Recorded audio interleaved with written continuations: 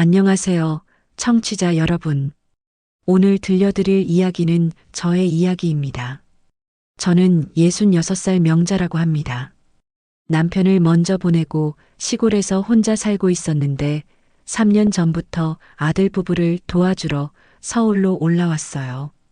오늘도 어김없이 며느리 수진이가 저한테 전화를 걸어왔습니다. 수진이는 37살인데 직장을 다니거든요. 능력도 있고 똑똑한 애인데 가끔은 너무 현실적이라는 생각이 들어요. 어머니, 오늘 애들 유치원 끝나면 좀 데려와 주세요. 아침 일찍부터 이런 전화가 오면 하루가 어떻게 될지 벌써 알 수 있어요. 또 하루 종일 손주들을 돌봐야 하는 날이구나 싶죠. 수진아, 왜? 무슨 일 있어?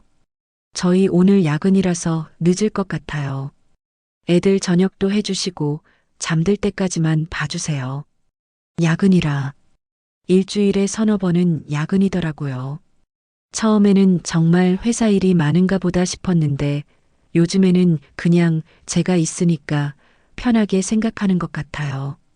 수진아, 엄마도 요즘 허리가 많이 아픈데 오늘은 좀 힘들 것 같아.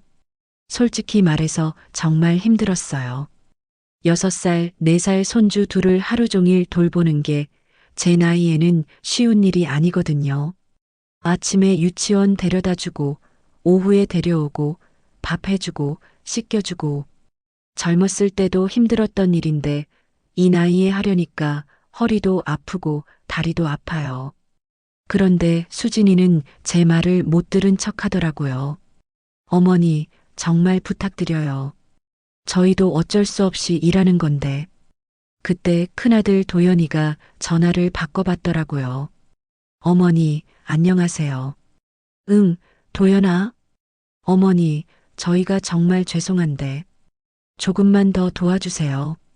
저희도 바빠서 어쩔 수 없어요. 도연이는 40살인데 회사 일을 정말 열심히 해요.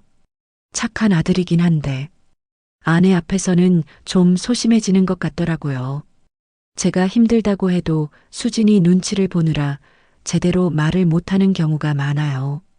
도연아, 엄마가 나이가 있어서 매일 이렇게 하기가 힘들어. 어머니, 알아요. 정말 죄송해요. 그런데 오늘만 좀 부탁드릴게요. 결국 제가 또 알겠다고 했어요. 아들한테 안 된다고 말하기가 쉽지 않더라고요. 손주들도 귀엽고 그래도 내 핏줄인데 돌봐줘야 하는 거 아닌가 싶기도 하고요. 전화를 끊고 나서 한숨이 나왔어요. 언제부터 제가 이렇게 된 걸까요? 시골에서 올라올 때만 해도 가끔씩 도와주는 정도로 생각했는데 이제는 아예 전담 육아 도우미가 된 기분이에요. 오후에 유치원에 손주들을 데리러 갔어요. 6살 지민이와 4살 지은이가 뛰어나와서 제 손을 잡더라고요. 할머니, 오늘도 왔네. 할머니, 오늘 뭐 해줄 거야? 순진한 아이들을 보면 피곤함도 있게 되죠. 그래도 할머니니까 손주들이 좋긴 해요. 하지만 매일 이러기에는 정말 힘들어요. 집에 와서 아이들 간식 주고 숙제 봐주고 저녁 준비하고 8시가 되어서야 아들 부부가 들어왔어요. 정말 야근이었는지 아니면 그냥 늦게 온 건지는 모르겠지만요. 어머니 고생하셨어요. 애들 말썽 안 부렸죠? 수진이가 피곤한 표정으로 인사를 하더라고요. 고맙다는 말은 하지만 뭔가 당연하다는 듯한 느낌이 들어요. 응, 잘 놀았어. 밥도 잘 먹고. 그럼 어머니, 오늘도 감사했어요. 내일도 부탁드려도 될까요? 내일도요. 매일 이런 식이에요. 저도 제 시간이 있고 제가 하고 싶은 일이 있는데 언제부터 이렇게 된 걸까요? 제가 어떻게 이런 상황에 놓이게 되었는지 말씀드릴게요. 3년 전만 해도 저는 시골에서 혼자 살고 있었어요. 남편을 먼저 보내고 나서 20년 가까이 혼자 지냈거든요. 외롭긴 했지만 나름 자유롭게 살았어요. 반일도 하고 이웃들과 수다도 떨고 그런 대로 제 생활이 있었죠. 그런데 도연이가 결혼하고 아이가 생기면서 상황이 바뀌었어요. 처음에는 가끔씩만 올라와서 도와달라고 하더라고요.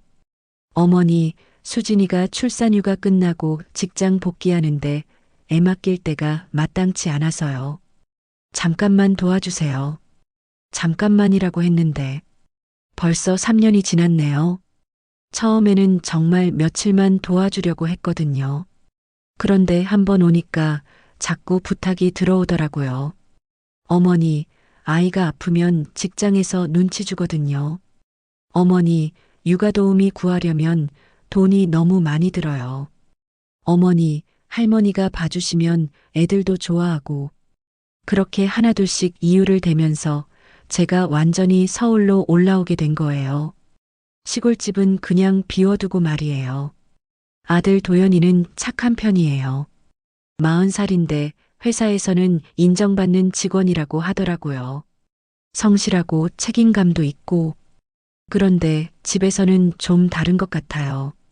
특히 아내 앞에서는 말을 잘 못하는 편이에요. 가끔 제가 힘들다고 하면 미안해하긴 해요. 어머니, 죄송해요. 저희가 너무 의존하고 있는 것 같아서. 그러면서도 결국 또 부탁을 하거든요. 수진이가 뭐라고 하면 제대로 말을 못하는 것 같더라고요. 엄마한테는 미안해하면서도 아내 눈치는 보는 거죠.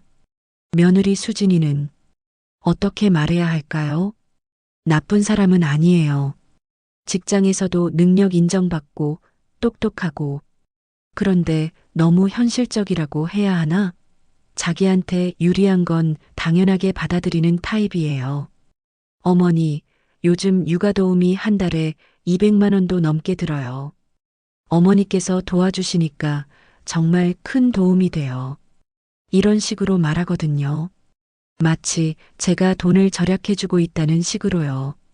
물론 틀린 말은 아니지만 제가 돈을 위해서 하는 일이 아닌데 자꾸 그런 식으로 말하니까 기분이 좀 그래요. 그리고 매달 용돈이라며 30만 원을 주는데 솔직히 말하면 이 돈으로 뭘 할 수 있을까 싶어요. 하루 종일 아이 둘을 돌보는 대가치고는 너무 적다는 생각이 들어요. 육아 도우미 한다면 하루에 10만 원은 받을 텐데 말이에요. 하지만 돈을 위해서 하는 일이 아니니까 뭐라고 말하기도 어렵고 그냥 고맙다고 받고 있어요. 손주들은 정말 귀여워요. 지민이는 6살인데 말도 잘하고 똑똑해요. 지은이는 4살인데 아직 어리지만 할머니를 많이 따라요. 할머니, 할머니랑 계속 있을래. 할머니가 제일 좋아. 이런 말을 들으면 정말 뿌듯하고 사랑스러워요. 손주들 때문에 힘들어도 참고 있는 것 같아요. 그런데 요즘 들어서 점점 힘이 붙여요. 아침에 일어날 때마다 허리가 아프고 저녁에는 다리가 붓고 이 나이에 하루 종일 아이들을 돌보는 게 쉬운 일이 아니더라고요. 가끔은 시골집이 그리워져요. 제 속도대로 살 수 있었던 그때가 아무도 저를 기다리지 않고 제가 하고 싶은 일을 할 수 있었던 그때 말이에요. 하지만 지금 와서 그만둘 수도 없고 손주들도 걱정되고 아들 부부도 저 없으면 어떻게 할지 모르겠고 그래서 그냥 참고 지내고 있어요. 어쩌다 제가 이렇게 되었을까요? 이게 정말 제가 원했던 삶일까요? 가끔은 이런 생각이 들어요. 지난주에 있었던 일이에요. 평상시처럼 아이들을 돌보고 있는데 작은 손녀 지은이가 갑자기 제게 물어보더라고요. 할머니, 할머니 생일 언제야? 아이들은 참 순수해요. 별 생각 없이 묻는 질문인데도 가슴이 찡했어요. 할머니 생일? 왜 갑자기? 친구 할머니는 생일에 케이크도 먹고 선물도 받았대. 할머니도 생일 있지? 그날이 마침 제 생일이었어요. 66번째 생일. 평생 살면서 이렇게 조용한 생일은 처음이었던 것 같아요. 응, 오늘이 사실 할머니 생일이란다. 지은이가 눈을 동그랗게 뜨더라고요. 진짜? 오늘이 할머니 생일이야? 그럼 케이크는? 할머니는 괜찮아. 지은이랑 지민이가 있어서 더 좋은 선물을 받은 것 같아. 솔직히 말하면 서운했어요. 아들도 며느리도 제 생일을 까먹었더라고요. 아침에 평상시처럼 아이들 유치원 보내달라고 부탁하고 저녁에 늦게 들어와서도 아무 말 없었어요. 예전에는 그래도 생일 정도는 챙겨줬거든요. 간단하게라도 미역국 끓여주고 작은 케이크라도 사오고. 그런데 제가 여기 와서 살면서부터는 그런 게 없어졌어요. 아마 너무 가까이 있어서 당연하게 생각하는 것 같아요. 매일 보니까 특별할 게 없다는 식으로요. 시골에 있을 때는 명절이나 생일에 연락이라도 왔는데 이제는 그런 것도 없어요. 지민이도 달려와서 물어보더라고요. 할머니, 정말 오늘 생일이야? 왜 아무도 모르는 거야? 할머니가 말을 안 했으니까 모르지. 그럼 엄마 아빠한테 말해줄까? 아니야, 괜찮아. 우리끼리만 알고 있자. 아이들이 실망할까봐 괜찮은 척 했지만 정말 서러웠어요. 66년을 살면서 이렇게 쓸쓸한 생일은 처음이었거든요. 저녁에 아들 부부가 들어왔을 때도 여전히 아무 말이 없었어요. 하루 종일 회사에서 일하고 왔다고 피곤하다며 각자 핸드폰만 보고 있더라고요. 어머니, 애들 말썽 안 부렸죠? 응, 잘 놀았어. 그럼 저희 씻고 올게요. 그게 끝이었어요. 제 생일이라는 건 아무도 기억하지 못했죠. 아이들을 재우고 나서 혼자 거실에 앉아 있는데 정말 외로웠어요. 남편이 살아있을 때는 그래도 제 생일을 챙겨줬거든요. 시골에서 혼자 살 때도 이웃들이 알아서 미역국이라도 가져다 줬는데 이곳에서는 아무도 저를 기억해주지 않는 것 같더라고요. 그냥 애 봐주는 사람, 집안일 해주는 사람, 그런 존재로만 여겨지는 느낌이었어요. 다음날 지은이가 또 물어보더라고요. 할머니, 어제 엄마 아빠한테 할머니 생일이라고 말했어. 그런데 엄마가 진짜냐고 물어봤어. 며느리가 아이한테 물어봤다는 거죠. 직접 저한테 물어보지도 않고 정말 당황스러웠나 봐요. 그래서 뭐라고 했어? 진짜라고 했어. 그랬더니 엄마가 미안하다고 했어. 그 후에도 아들이나 며느리가 따로 사과하거나 뭔가 챙겨준 건 없었어요. 그냥 아이한테 미안하다고 한 말이 전부였어요. 그때 깨달았어요. 제가 이 집에서 어떤 존재인지, 가족이 아니라 그냥 도움을 주는 사람 정도로 여겨지고 있다는 걸 말이에요. 생일 하나 챙기는 게 그렇게 어려운 일일까요? 비싼 선물이나 큰 잔치를 해달라는 게 아니에요. 그냥 기억해주기만 해도 좋았을 텐데. 그날 이후로 뭔가 마음에 응어리가 생겼어요. 이대로 계속 살아도 되는 건가 하는 생각이 들기 시작했거든요. 생일이 지나고 며칠 후에 정말 화가 나는 일이 생겼어요. 그날 아침에 허리가 너무 아팠거든요. 며칠 전부터 계속 아프더니 일어나기도 힘들 정도였어요. 아이들 유치원 보내고 나서 병원에 갔어요. 오래 참고 있었는데 도저히 안 되겠더라고요. 의사 선생님이 엑스레이를 찍어 보시더니 디스크가 좀 있다고 하시면서 물리치료도 받고 약도 꾸준히 먹어야 한다고 하셨어요. 연세도 있으시고 무거운 것 들거나 오래 서 있는 일은 피하세요. 의사 선생님 말씀을 들으니까 씁쓸하더라고요. 매일 아이들 안아주고 시장 보러 다니고 하루 종일 서서 요리하고 피하라는 일들을 매일 하고 있으니까요. 약값이 생각보다 많이 나왔어요. 물리치료까지 받으면 한 달에 15만 원 정도 들 것 같다고 하더라고요. 매달 받는 용돈이 30만 원인데 절반이 약값으로 나가는 거죠. 집에 와서 저녁 준비를 하면서도 허리가 계속 아팠어요. 그래도 아이들은 돌봐야 하고 밥은 해줘야 하고 참고 있었는데 정말 힘들더라고요. 아들 부부가 퇴근해서 들어왔을 때 조심스럽게 말해봤어요. 도연아, 엄마가 오늘 병원 다녀왔는데. 어머니, 어디 아프세요? 허리가 너무 아파서 갔더니 디스크래. 물리치료도 받아야 하고 약도 계속 먹어야 한다는데 약값이 좀 드네. 도연이가 걱정스러운 표정을 지었어요. 어머니, 많이 아프세요? 병원비는 걱정하지 마세요. 그때 수진이가 끼어들더라고요. 어머니, 약값이 얼마나 나왔어요? 한 달에 15만 원 정도 든다는데. 수진이 얼굴이 좀 굳어지더라고요.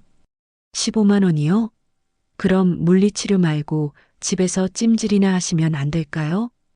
의사가 물리치료를 받으라고 했다고 말했는데 찜질을 하라니요.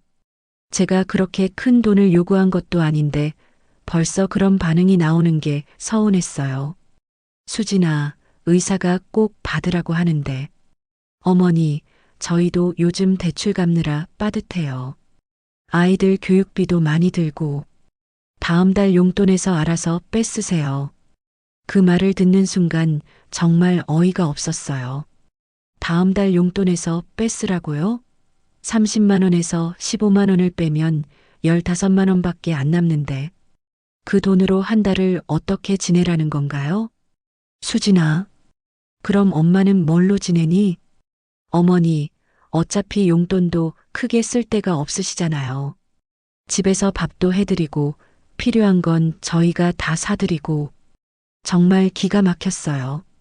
제가 돈을 뭘로 쓰는지도 모르면서 가끔 시골 친구들 만나러 가거나 개인적으로 필요한 것들 사는데도 돈이 드는데 말이에요.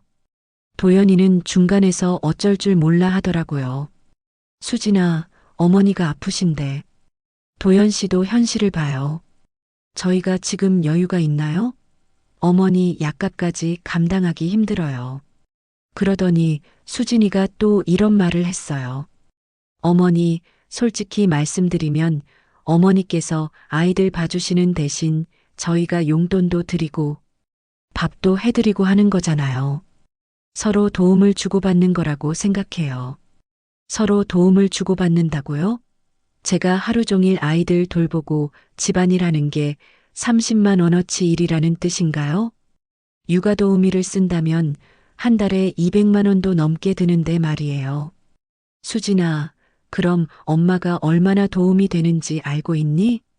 물론 알고 있어요. 그래서 감사하게 생각하고 있다고요. 하지만 저희도 한계가 있어요. 그날 밤 잠이 안 왔어요. 허리도 아프고 마음도 아프고 제가 이 집에서 정말 어떤 존재인지 확실히 알게 되었거든요. 결국 약은 사 먹기로 했어요. 물리치료는 포기하고요. 15만 원이 아까워서가 아니라 더 이상 이런 이야기를 하기 싫어서였어요. 그런데 며칠 후에 수진이가 새 가방을 들고 오더라고요. 비싼 브랜드 가방이었어요. 물어보니까 20만 원이 넘는다고 하더라고요. 제 약값은 아깝다고 하면서 자기 가방은 20만 원짜리를 사는 걸 보니까 정말 화가 났어요.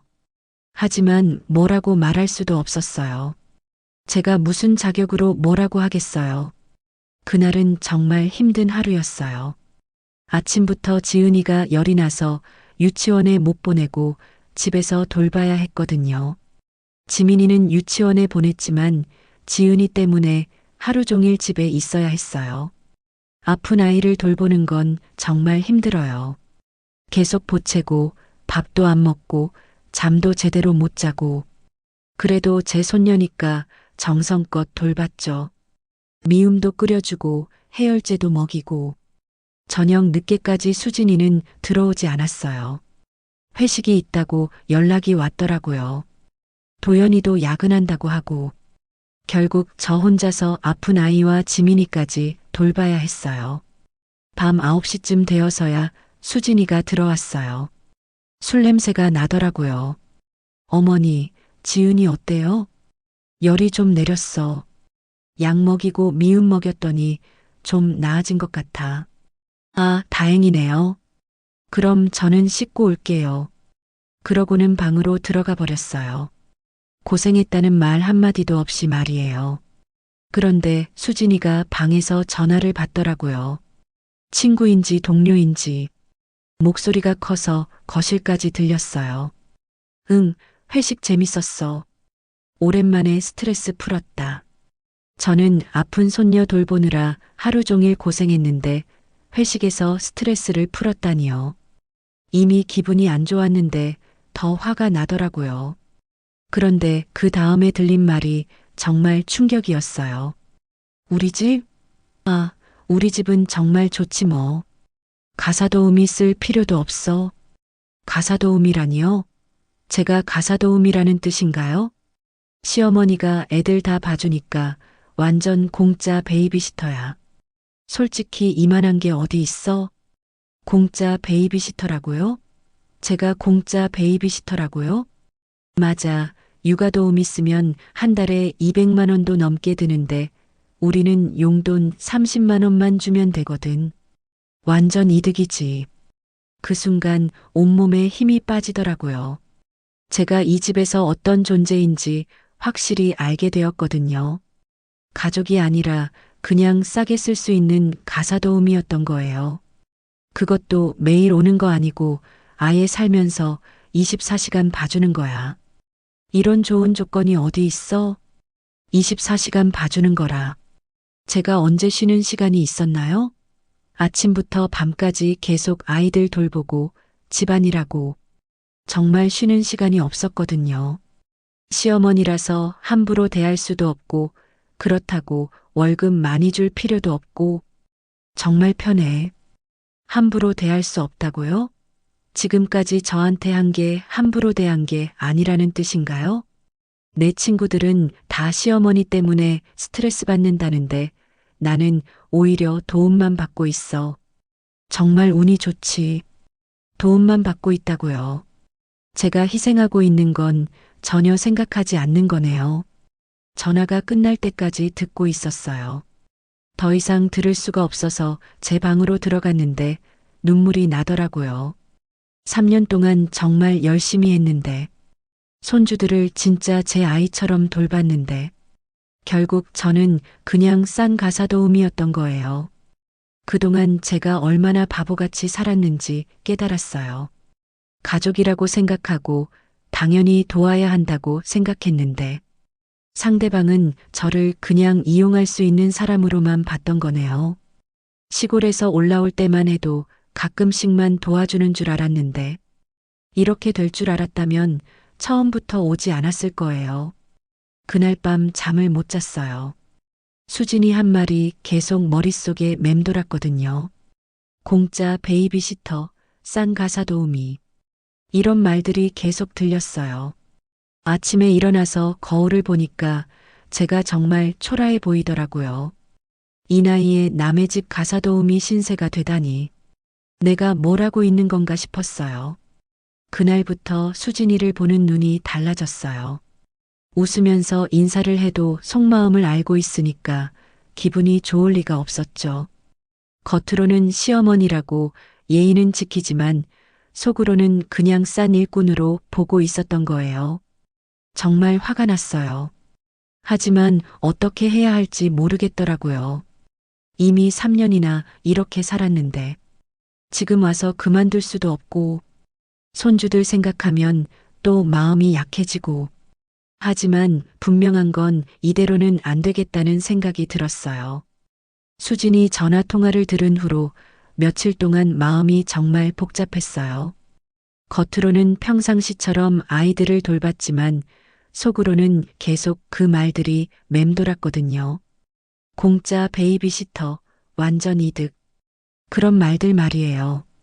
그런데 그날 밤에 정말 마음을 움직이는 일이 일어났어요. 지민이와 지은이를 재우고 있는데 지은이가 갑자기 일어나더라고요. 할머니, 물 주세요. 물을 가져다 주니까 지민이도 깨서 제 옆에 와서 앉더라고요. 할머니, 우리 내일도 같이 놀아요. 그래, 내일도 같이 놀자. 그런데 지은이가 갑자기 이런 말을 하더라고요. 할머니, 엄마 아빠 말고 할머니랑만 살면 안 돼요? 응? 왜 갑자기 그런 말을 해? 할머니가 더 좋아요. 엄마는 맨날 바쁘다고 하고 아빠도 맨날 회사 간다고 하고 할머니만 우리랑 놀아줘요. 지민이도 고개를 끄덕이더라고요. 맞아, 할머니가 제일 좋아. 할머니는 우리 이야기도 잘 들어주고 맛있는 것도 해주고. 할머니, 우리 할머니 집에 가서 살면 안 돼요? 할머니 집 가보고 싶어요. 아이들 말을 들으니까 눈물이 날 뻔했어요. 이 아이들은 진짜로 저를 좋아하는구나. 부모보다 할머니를 더 편애하는구나. 그런 생각이 들었거든요. 할머니 집은 시골이라서 여기보다 재미없을 거야. 괜찮아요. 할머니만 있으면 돼요. 지은이가 제 팔을 꼭 안으면서 말하더라고요. 할머니, 우리 할머니 집 가서 살아요. 엄마 아빠는 안 와도 돼요. 그 순간 마음이 정말 복잡했어요. 한편으로는 손주들이 저를 이렇게 좋아해 주니까 고맙고 뿌듯하고, 또 한편으로는 이 아이들 때문에 제가 여기서 벗어날 수 없구나 하는 생각도 들고, 할머니도 지민이, 지은이랑 같이 있는 게 제일 좋아. 하지만 엄마 아빠도 사랑하잖아. 엄마 아빠는 우리보다 회사가 더 좋은 것 같아요. 지민이가 서운한 표정으로 말하더라고요. 6살 아이가 벌써 그런 걸 느끼고 있다니. 정말 안타까웠어요. 할머니는 우리만 봐줘요. 그래서 좋아요. 아이들을 다시 재우고 나서 혼자 생각해 봤어요. 이 아이들한테는 제가 정말 필요한 사람이구나. 부모보다도 더 가까운 사람이 되어 있구나. 그런 생각이 들었어요. 하지만 동시에 이렇게 생각하게 되었어요. 아이들은 저를 진심으로 좋아하는데 정작 아이들, 부모는 저를 그냥 일꾼으로만 보고 있다는 게 정말 아이러니하다는 생각이 들었거든요. 손주들은 할머니와 함께 있는 시간을 행복해 하는데 그 부모들은 그저 돈 절약되고 편리하다고만 생각하고 있으니까요. 그날 밤 잠자리에 들면서 결심이 섰어요. 이대로는 안 되겠다고. 아이들을 사랑하는 마음은 변하지 않지만 이런 식으로 이용당하면서 살 수는 없겠다고 말이에요. 아이들이 할머니와 살고 싶다고 했지만 정작 그 아이들 부모는 저를 가족으로 대하지 않고 있잖아요. 이런 상황에서 계속 여기 있는 게 정말 맞는 일일까요? 손주들에 대한 사랑은 제 마음에 고스란히 간직하되 이제는 제 자존심도 지켜야겠다는 생각이 들었어요. 66살인 제가 이런 대우를 받으면서 살 이유는 없잖아요. 아이들 말이 제 마음을 많이 움직였어요. 저를 진심으로 사랑해주는 이 아이들을 두고 떠나는 게 쉬운 일은 아니겠지만, 그래도 이제는 제 인생을 생각해야 할 때가 온 것 같아요. 다음 날 아침부터 마음 먹고 계획을 세우기 시작했어요. 어떻게 하면 좋을까? 그냥 갑자기 사라질 수는 없고, 아이들한테도 상처를 주고 싶지 않고, 하지만 더 이상 이런 대우는 받을 수 없겠다는 생각이 확고해졌어요. 아이들이 유치원에 간 사이 혼자 앉아서 생각해 봤어요. 정말 이제 그만둘 때가 온 것 같다고. 3년이면 충분히 도와준 거 아닌가 싶어서요. 그 결심을 하고 나서 이틀 정도 더 생각해 봤어요. 정말 이게 맞는 일인가? 손주들은 어떻게 하나? 여러 가지 고민이 들었거든요. 하지만 더 이상 이런 대우를 받으면서 살 수는 없겠다는 마음이 확고해졌어요. 목요일 밤에 최종 결심을 했어요. 내일 새벽에 떠나기로 한 거죠. 갑작스럽긴 하지만 이런 일은 미리 말하면 오히려 더 복잡해질 것 같았어요. 그날 밤 아이들을 재우면서 마음이 정말 아팠어요. 언제 다시 볼 수 있을까? 이 아이들이 할머니를 잊지는 않을까? 그런 생각들이 들어서 눈물이 날 뻔했어요. 할머니, 내일도 같이 놀아요. 할머니, 내일 뭐 해줄 거예요? 아이들이 내일을 기대하면서 말하는데 정말 미안했어요. 하지만 이미 마음을 정했으니까 돌이킬 수는 없었어요. 자정이 넘어서 아들 부부가 잠든 걸 확인하고 조용히 짐을 쌌어요. 3년 동안 살면서 생긴 짐들이 생각보다 많더라고요. 하지만 꼭 필요한 것들만 챙겼어요. 소리나지 않게 조심조심. 새벽 5시쯤 되어서 집을 나설 준비를 마쳤어요. 택시를 미리 불러서 아파트 앞에서 기다리고 있다고 하더라고요. 현관문 앞에 쪽지를 남겼어요. 며칠 전부터 마음속으로 정리해뒀던 말들을 써내려갔어요. 도연아, 수진아. 나는 더 이상 너희 집 가사 도우미가 아니다. 3년 동안 정말 최선을 다해서 도와줬다고 생각한다. 하지만 이제 그만하려고 한다. 지민이, 지은이에 대한 사랑은 내 마음속에 영원히 간직하겠다. 하지만 할머니도 할머니 인생이 있다는 걸 알아줬으면 좋겠다. 앞으로는 너희가 알아서 해라. 나는 시골에서 내 남은 인생을 살겠다. 쪽지를 쓰면서도 손이 떨렸어요. 정말 이렇게 해도 되는 건가 싶기도 하고. 하지만 더 이상 참을 수가 없었어요. 마지막으로 아이들 방을 살짝 들여다봤어요. 두 손주가 새근새근 자고 있더라고요. 정말 예쁘고 사랑스러운 아이들. 이 아이들과 헤어지는 게 제일 힘들었어요. 할머니가 정말 많이 사랑한다. 건강하게 잘 자라라. 마음속으로 인사를 하고 조용히 집을 나왔어요. 택시를 타면서 뒤를 돌아보니까 3년 동안 살았던 아파트가 보이더라고요. 처음 올 때는 잠깐만 도와주려고 했는데 이렇게 끝나는구나 싶었어요. 어디로 가시나요? 고속버스 터미널로 가주세요. 기사님이 이른 시간인데 어디 가시냐고 물어보시더라고요. 고향에 가요. 오랜만에 집에 가는 거예요. 정말 오랜만에 집에 가는 기분이었어요. 3년 만에 진짜 자유롭게 어디든 갈 수 있게 된 거죠. 버스터미널에서 고향으로 가는 첫 차를 탔어요. 새벽 6시 반 차였는데 사람이 별로 없어서 조용했어요. 버스가 출발하면서 서울을 벗어나니까 마음이 좀 가벼워지더라고요. 물론 손주들 생각하면 아직도 마음이 아프지만 그래도 이제 제 인생을 살 수 있다는 안도감이 들었어요. 핸드폰을 꺼뒀어요. 아마 조금 있으면 아들 부부가 일어나서 쪽지를 발견할 텐데 전화가 많이 올 것 같았거든요. 하지만 당분간은 받고 싶지 않았어요. 버스에서 창밖을 보면서 생각해 봤어요. 제가 한 일이 맞는 건가? 너무 극단적이었나? 하지만 계속 그렇게 살 수는 없었어요. 공짜 베이비시터, 싼 가사 도우미. 그런 취급받으면서 말이에요. 2시간 반 만에 고향에 도착했어요. 정말 오랜만에 보는 고향이었는데 그리웠어요. 공기도 좋고 조용하고 여기가 제 진짜 집이구나 싶었어요. 3년 동안 비워뒀던 집에 들어가니까 먼지가 많이 쌓여 있었어요. 하지만 제 공간에 있다는 것만으로도 마음이 편했어요.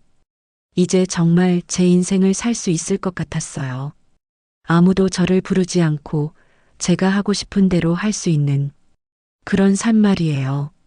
집에 도착해서 청소하고 정리하는데 오후쯤 되니까 핸드폰에 부재중 전화가 20통도 넘게 와 있더라고요.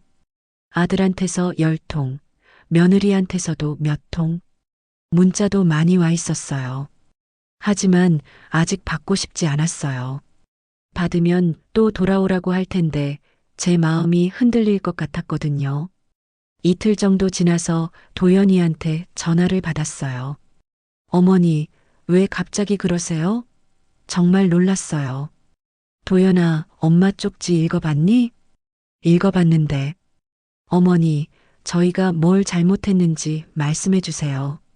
뭘 잘못했는지 모른다고요? 정말 모르는 건가 아니면 모르는 척 하는 건가 싶었어요.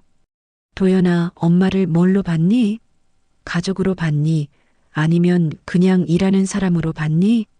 어머니, 무슨 말씀이세요? 당연히 가족이죠. 가족이라면 생일도 챙겨주고 아플 때 병원비도 걱정해주는 게 가족 아니니? 도연이가 한참 말이 없더라고요. 어머니, 저희가 너무 당연하게 생각했나 봐요. 당연하게 생각한 게 아니라 아예 생각을 안 한 거지. 엄마를 사람으로 안 본 거야. 그때 수진이가 전화를 바꿔봤더라고요. 어머니, 제가 잘못했어요. 돌아와 주세요. 애들이 할머니 찾아서 계속 울어요. 아이들이 운다니. 그 말을 들으니까 마음이 아프더라고요. 하지만 돌아갈 수는 없었어요. 수진아, 너는 엄마를 뭘로 봤니? 어머니, 죄송해요. 너 친구한테 한 말 다 들었어. 공짜 베이비시터, 완전 이득. 그런 말들. 수진이가 놀라서 아무 말도 못하더라고요. 수진아, 엄마도 사람이야. 감정이 있는 사람이라고. 그런 식으로 말하면 엄마 기분이 어떨지 생각해 본 적 있니? 어머니, 정말 죄송해요. 제가 정말 잘못 생각했어요. 이제 와서 미안하다고 해봤자 소용없어.